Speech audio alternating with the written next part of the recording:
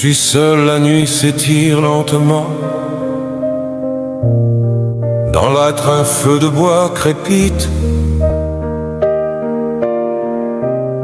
Dans ce calme reposant très souvent je médite. Mon esprit vagabonde et part à tous les vents. Aucun rempart, aucune exclusive. La pensée est étrange et souvent permissive, vous entraînant parfois hors des sentiers battus, vous faisant emprunter des chemins farfelus. J'essaie cependant de laisser en arrière toutes ces réflexions et idées mortifères qui s'incrustent en moi tout naturellement, mais comment s'affranchir et sortir des tourments que tous ces freluquets imposent à chaque instant. Je pense très souvent à notre pauvre France, à tous ces citoyens chaque jour en souffrance, aux manœuvres perverses habilement pensées depuis des décennies par une caste perfide, possédant tous les codes permettant de mener à plan de destruction on ne peut plus sordide.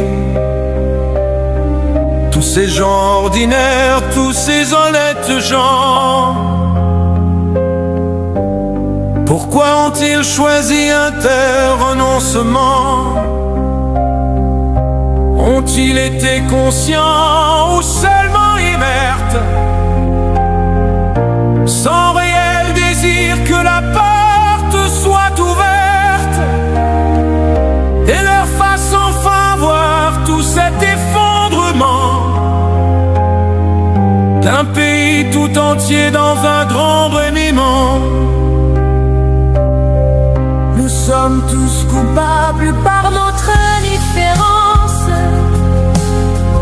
notre énorme égoïsme et notre suffisance. Dès lors que nous avons à peu près ce qu'il faut, tout le malheur des autres bien peu y est nos enchants. Je rêve d'une France apaisée,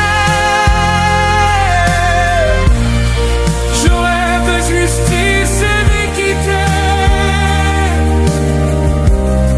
je rêve de richesse partagée, je rêve de sécurité,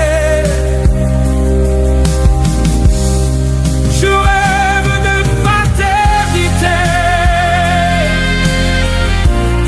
et surtout mes amis, je rêve de liberté.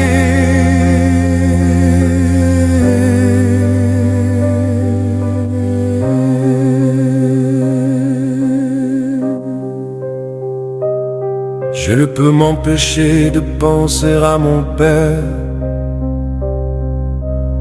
qui fut pour son malheur engagé dans de guerres. La bande des tranchées, celle des millions de morts, qu'une autre la seconde et je me remémore ces récits de Verdun, la côte 313, sa vie dans les tranchées avec ses nombreuses pierres. Longtemps il fut marqué, ne s'en remit jamais. Ces épreuves horribles ont très peu il parlait. Un jour cependant, après avoir trop bu, il se laissa aller, je n'ai pas oublié ses sanglots dans la voix. Mon père était si fort, ce fut fut la seule fois. J'ai aussi fait la guerre, celle de l'Algérie. Tout ça c'est pour vous dire, sans autre forfanterie, de ceux qui aujourd'hui font tout pour provoquer un conflit imbécile, sont tous des cinglés,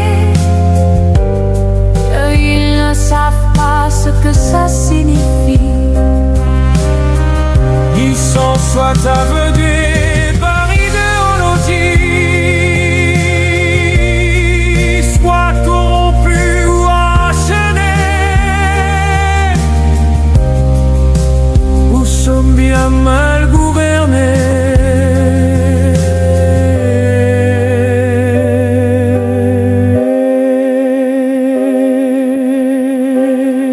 Je rêve d'une France apaisée.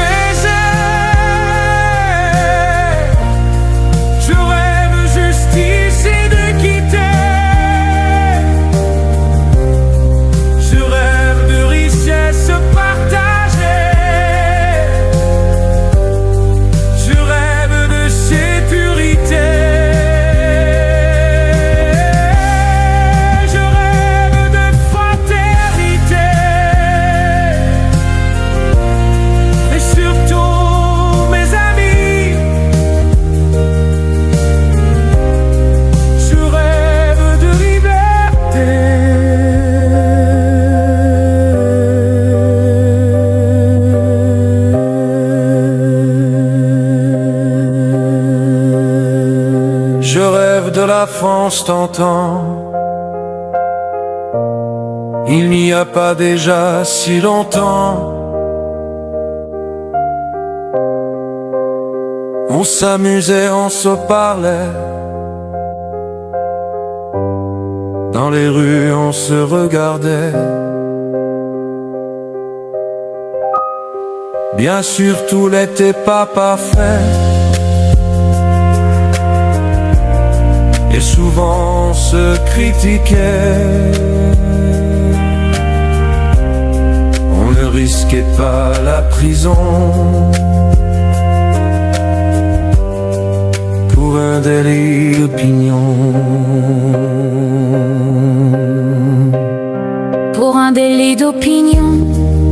La France était indépendante, elle était maître de son destin, décidait de ses lendemains.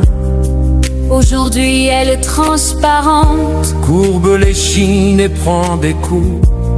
C'est avec un profond dégoût que je constate cette chute, s'accélérant chaque minute. Je rêve d'une France apaisée.